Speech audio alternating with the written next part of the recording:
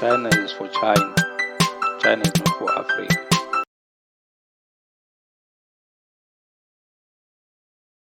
Yo, man, yo. Welcome to FKU Africa Podcast, man. This is Maneza F8, still chilling, still in the depths, man. I'm in dipping, you know what I'm saying? Oh, man, the world is crazy out there, man. The world is crazy.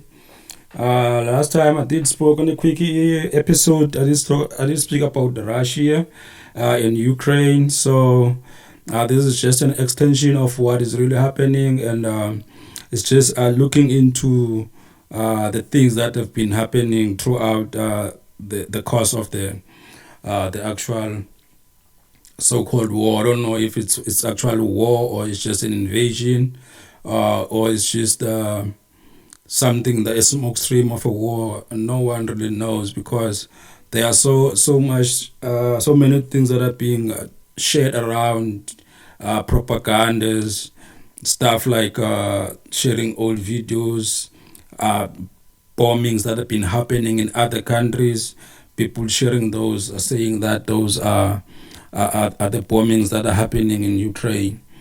So there's a lot that is happening, and us as Africans. So as you know, the FKU is representing Africa.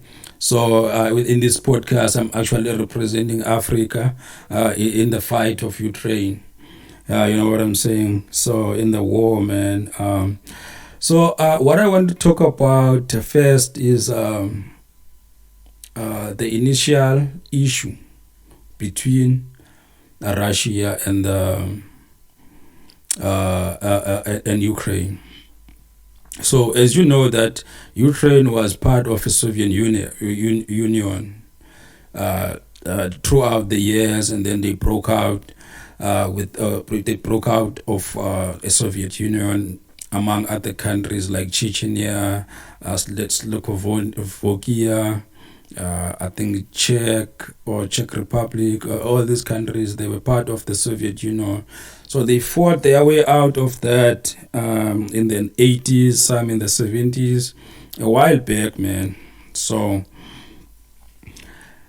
the thing is, there was a formation of a something called NATO.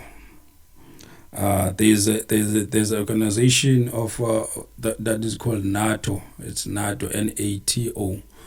It's an army that is an alliance army between America, UK, France, Germany, all these countries. They formed this NATO.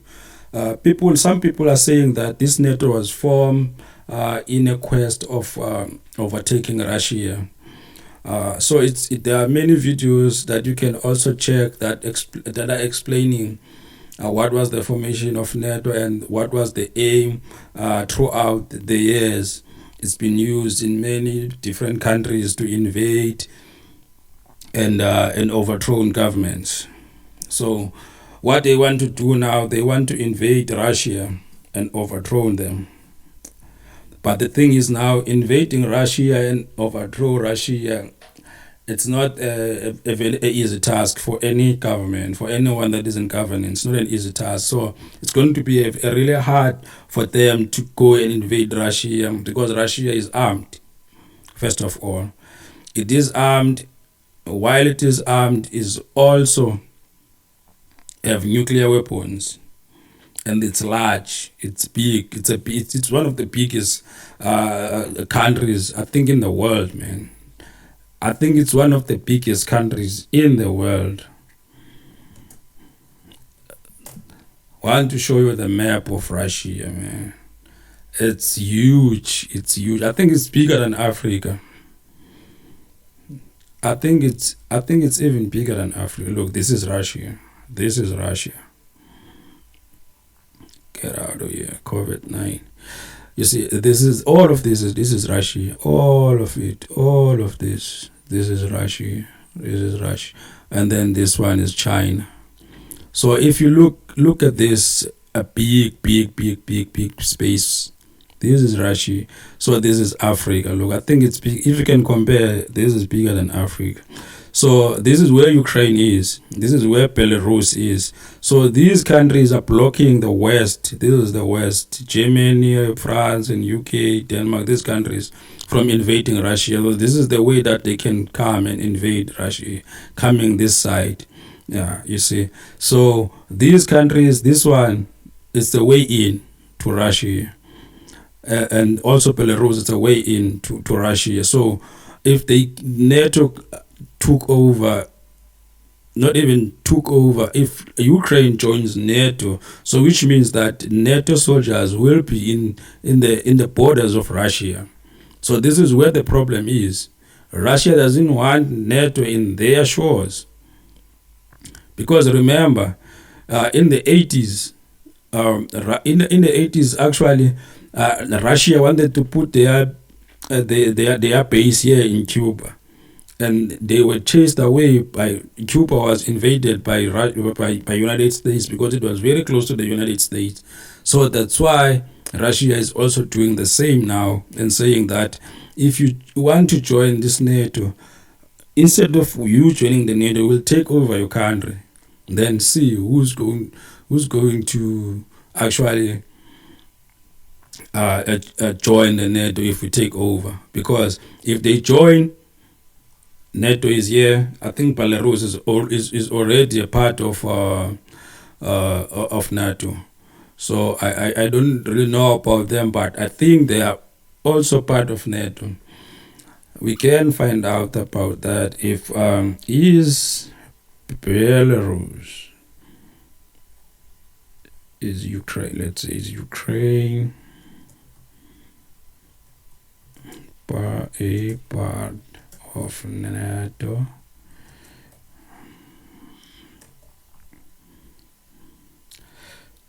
So you see in Ukraine join NATO Enhanced Opportunity Partner Integration Program. According to the official NATO statement, that does not prejudice your membership. Join the tribe, man, and become one of us. The FKU family. This is the club. You just come in, you cough up 30 rand per month. It's nothing. View card. You go in. You see, simple as that. If you have a coupon, you apply it. If you don't have, you proceed to check out and use Pay Fast or use your card to make the payment. So yeah, man, just do that, man. You see, Maneza F8, so that's the podcast. Then you put on a podcast here. It will take you to the list of episodes, man. The latest one will be episode 76, What Happened to African Culture. That one, you can just listen straight from here, or you can just go in so you can get the whole info. The music is also here. You can listen to my music, buy my music here. This is the album. It's 60 rands. The single featuring Retex and Black Kalamawi, 10 rand. You see other singles, man. For free downloads, you can come and download here. Free music, you just get it here, you read, you go to it, then it's yours. Simple as that. Okay, now let's get to what I was talking about now that we did the marketing. So this now I understand. Now I understand even more, because Russia in 2018 they attacked Ukraine. This is not the first time that they invaded Ukraine. They attacked it in 2018. In 2020 again, there was some sort of an attack that was happening there. I think it's when when they were joining. So if NATO, if Ukraine is already under NATO, which means that this is the reason why they are taking over these countries who are these towns who are close to their borders, because they want to take over Kiev. I think they already taken over this one. They want to take Kiev away from Russia. So this is where the quarrel is. It's because they want to seize that. They want to take over and make sure that NATO doesn't come near them. So if you want to talk about invading countries, what you should look at, who invaded most in the past 20 years? This guy, United States. This is the guy you should be mad at. All these countries have suffered. All these countries, this is the Middle East, this one. All these countries have suffered a little bit, because if they are attacking Iraq, Iraqi people will run to Iran. If they are attacking Afghanistan, they will come to Pakistan, they will come to India. Some of them, they will come to Saudi Arabia, up to Egypt. Some of them, they will go through Turkey to Europe. So many of these countries here have suffered because of this America. You're talking Syria, Yemen, Iraq, Iran, Afghanistan. All these countries have suffered in the hands of America. The only countries who are suffering in the hands of Russia is these countries who were part of Russia in the early hundreds. These countries. So we must look at the things that have been done by America first before we can talk about Russia. In those countries, we can count also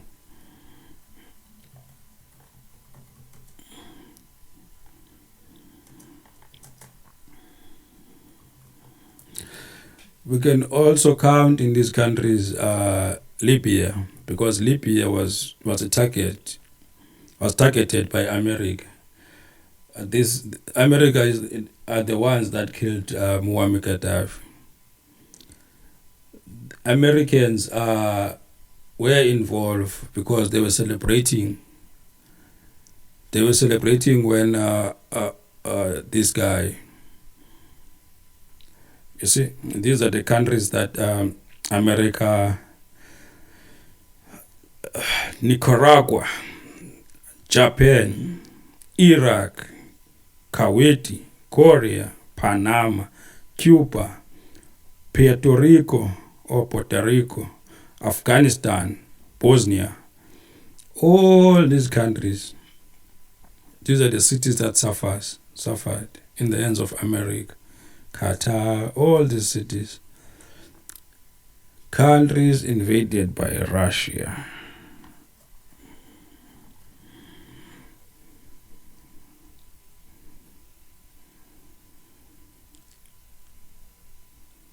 This is occupation, not invading.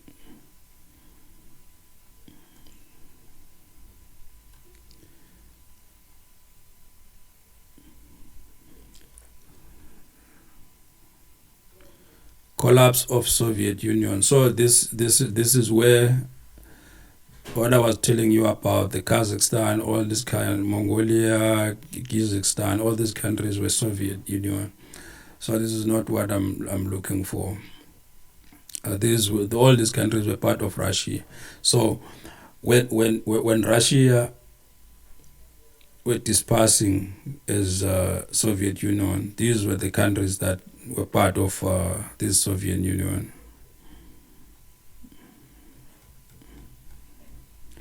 Oh yeah, I took it. So the other thing I want to talk about, mainly about what is happening in Ukraine, is the racism.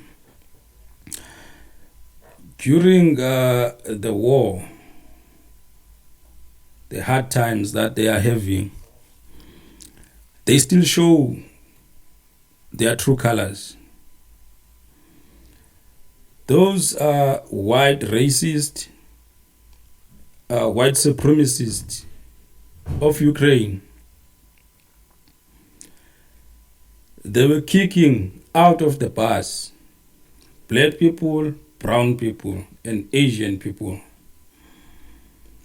When I'm saying brown people, I'm talking about people from the Middle East, Arabs. When I'm saying black people, I'm talking people from Africa, Africans. While they are already in the bus or in the train, they would go and fetch them and kick them out so that white people will go in the buses and trains and be deported out of the country, not even and go and seek refugees in other countries. They were denying, in Belarus, they were denying entry. They were denying these people, black people, entry here in Belarus. Yeah. They were denying them from coming in here, and Poland as well. There are some videos that I want to actually play of these things when they were happening.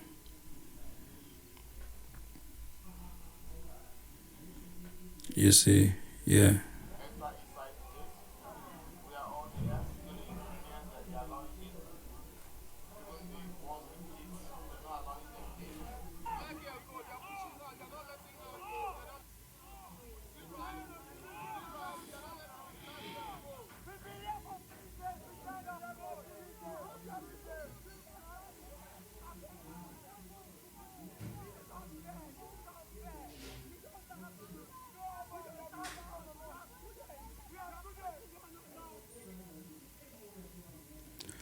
As you can see, those are the voices of our brothers, Nigerians. You see, these things happen.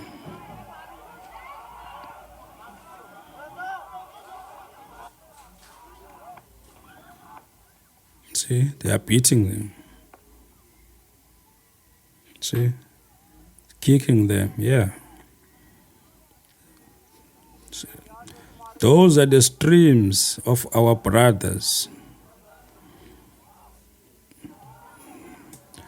and brown sisters.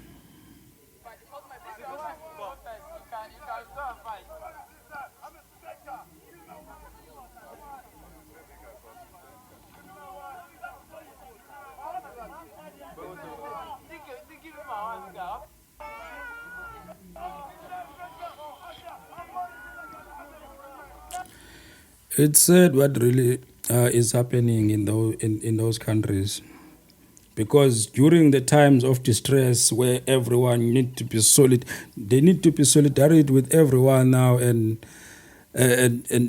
be united with everyone and go and seek refugees in other countries, but they want first preference because they are white. It's really sad to see these things happening. Now, how are we going to feel bad for them being attacked by Russia while they're not feeling bad for us? They want our brothers to go and being killed by Russia. Their people must go to Belarus, to Poland, to wherever.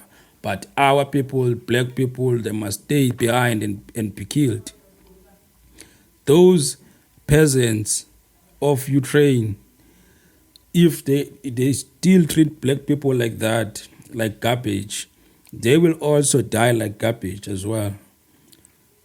Because I don't feel anything for them now that I see these things that are happening. At first, I don't want to lie, I was on their side. I wanted this thing to stop. I didn't want anyone to die. I wanted this fight to stop. But if they're treating us like that, these are not the people that I want to support. This is not the people that I want to feel bad about, because they are not feeling bad about us. They want our people to go and die, and their children must go, and their students must go to Belarus. Look at that.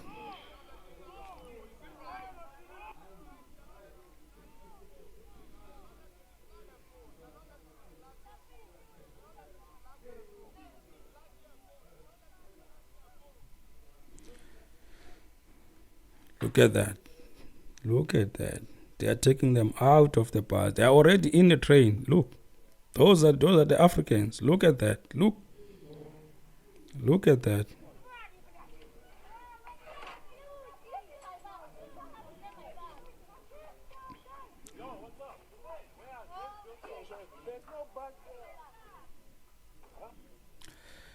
It's really crazy, man. It's crazy. It's crazy. So, for real,